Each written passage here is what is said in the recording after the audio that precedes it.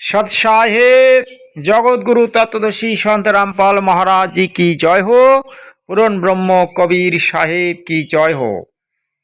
आप इसमें देख पा रहे हैं दुनिया को संत रामपाल जी महाराज का पैगाम। मैं तो ये कहूँगा कि दुनिया में सबसे बड़ा संत और पूर्ण ब्रह्म कबीर साहेब की अवतार एकमात्र जगत गुरु तत्वदर्शी संत रामपाल महाराज जी है। विश्व में जगत गुरु की ज्ञान फैलेगा, जगत गुरु एकमात्र विश्व में पूजित होंगे और एक ही भगवान रहेगा, वो है पूर्ण ब्रह्म कबीर साहेब कबीर देव, जिन्होंने सूक्ष्म वेद में कहा है एक भक्ति एक भगवान रहेगा और दुनिया में एक ही धर्म रहेगा, वो रहेगा मानव धर्म। जिस धर्म को आज जगत गुरु तत्वदर्शी संत रामपाल महाराज जी प्रचार किया है और उनकी करोड़ों अनुयायी हो गया और दिन के दिन उनके अनुयायी की संख्या बढ़ते जा रहा है, क्योंकि रामपाल महाराज जी दीर्घदिन जेल में रहकर भी जो काम किया अभी उस काम को और दोगुना ज्यादा बार के कर रहा है और बार रहा है। तो भाई आप देर ना करिए और टाइम वेस्ट ना करते हुए मूल वीडियो में हम आ रहे हैं, तो आप सुनते रहिए जगत गुरु तत्वदर्शी संत रामपाल महाराज जी क्या कह रहा है। सतसाहेब।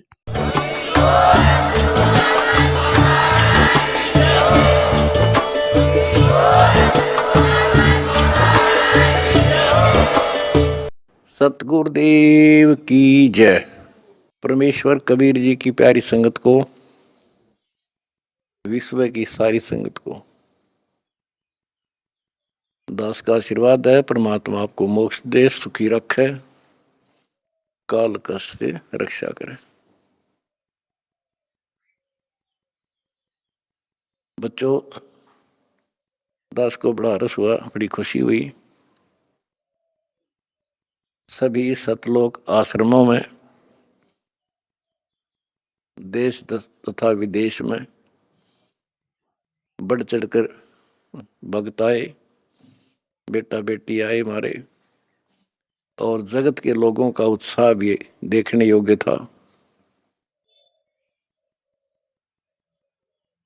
आपके शिष्टाचार से, आपके अनुशासन से, आपके व्यवहार से दुनिया अचंभित है कि ये लोग कौन से लोग से आए हैं।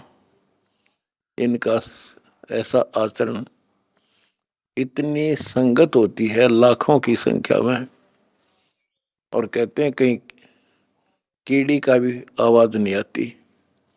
अपने आप कोई किसी को ये नहीं कह रहा तो पानी ला दे, इनके लिए स्वयं कोशिश करते हैं। ऑटोमेटिक सिस्टम से चल रहा सारा काम। तो बच्चों, आपने कलयुग में सतयुग की शुरुआत भाग 6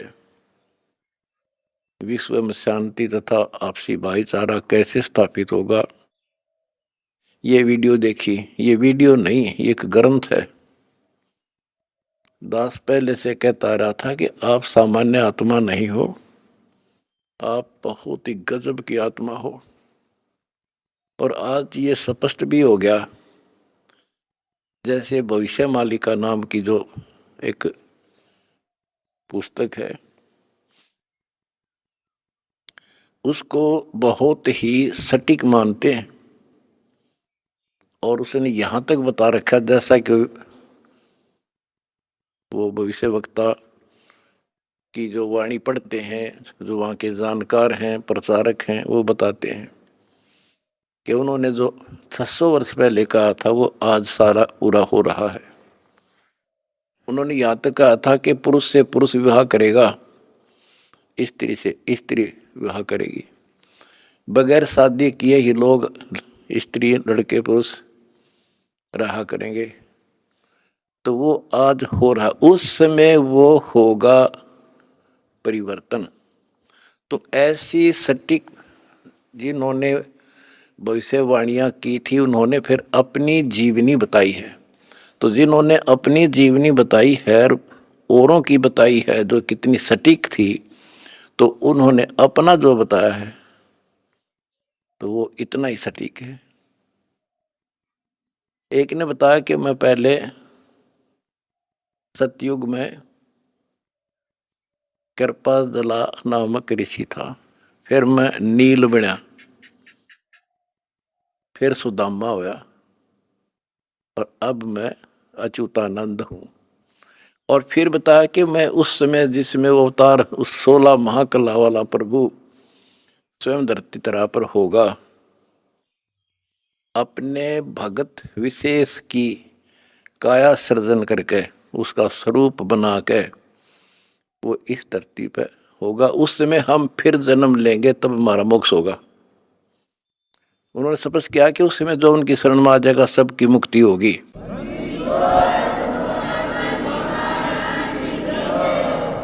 दूसरे ने कहा कि मैं सतयुग में मार्कंडेय ऋषि था, दास कथा सुनाया करता आपको, और दास ने पहले ही बताया था आपको, क्योंकि दास इस अध्यात्म का टीचर मास्टर है, पीएचडी स्कॉलर समझ लो। उसी समय दास कहा करता था कि मार्कंडेय ऋषि इस बात पर फूल रहा है कि वो ब्रह्म की साधना करता है, और इसलिए इंद्र को कहता है कि इंद्र तू छोड़ दे इंद्र की गद्दी, आजा तुझे ब्रह्मलोक की सैल करा दूं, यानी वो विधि बता दूंगा जिसे तू ब्रह्मलोक चला जाएगा।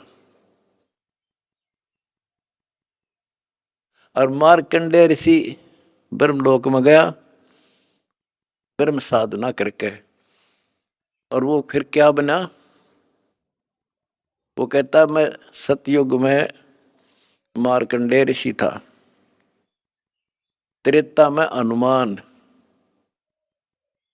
दास ने आपको क्लियर कर रखा है कि तप से और ओम नाम के जाप से, ओम नाम के जाप से ब्रह्मलोक प्राप्ति होती है, तप से सिद्धियां बन जाती हैं। तो वो सिद्धियां प्राप्त कर ली इसने, ओम नाम की कमाई ने उसमें महास्वर्ग ब्रह्मलोक में नष्ट कर दी, और फिर बना हनुमान। बता, फिर पत्थर उठाए, पहाड़ उठाए, जग में महिमा होगी पर मोक्ष नहीं हुआ। ओए होए होए। उसके बाद वो द्वापर में कुछ और होया, और फिर नु के मैं अब ये हुआ उन पांचों में से एक। अब बच्चों आप हिसाब लाओ, आप उन आत्माओं में से हो मार्कंडेय ऋषि से भी सुप्रीम साधना कर रखी तुमने, जिनका आद जन्म हुआ है।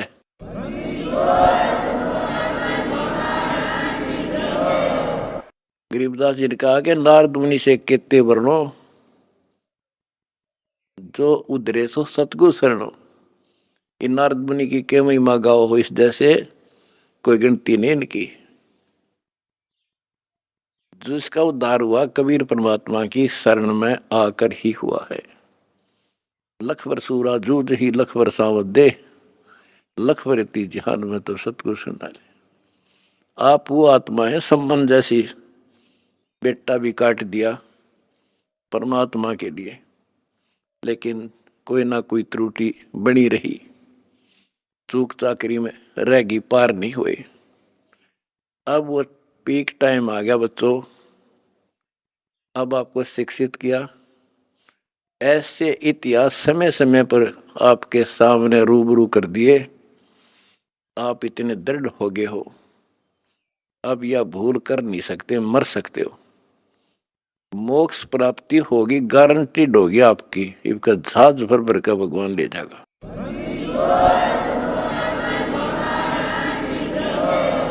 और जब तक पृथ्वी पर रहोगे, जिसके अंदर कति समर्पित भाव हो गया, हाथों पर रखेगा न्यो, अपने बच्चा ने, छोटे बच्चे ने छाती का ला कर रखा करे माँ, ऐसे रखेगा तुम्हारे को ये कबीर भगवान।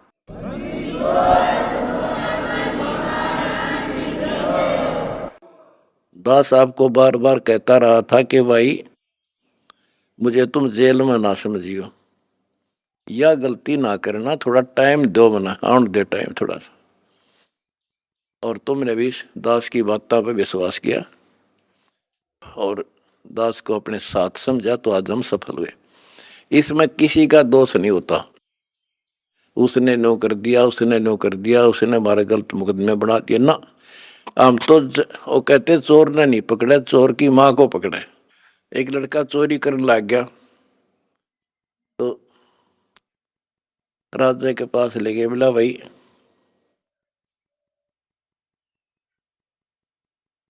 चोर ने छोड़ो, इसकी मां ने बुलाओ।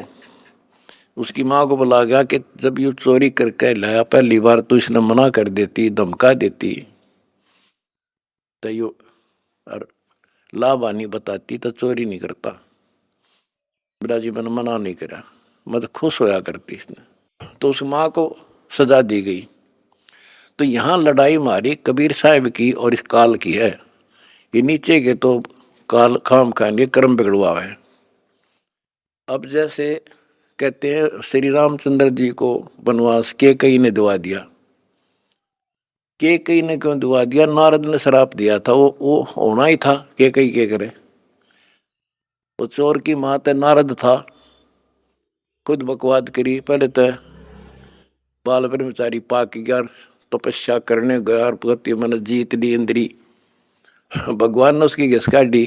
कबीर साहब आए उसकी बयान माटी करने खातिर। फिर सजा राम को मिली, वो विष्णु रूप धारण करके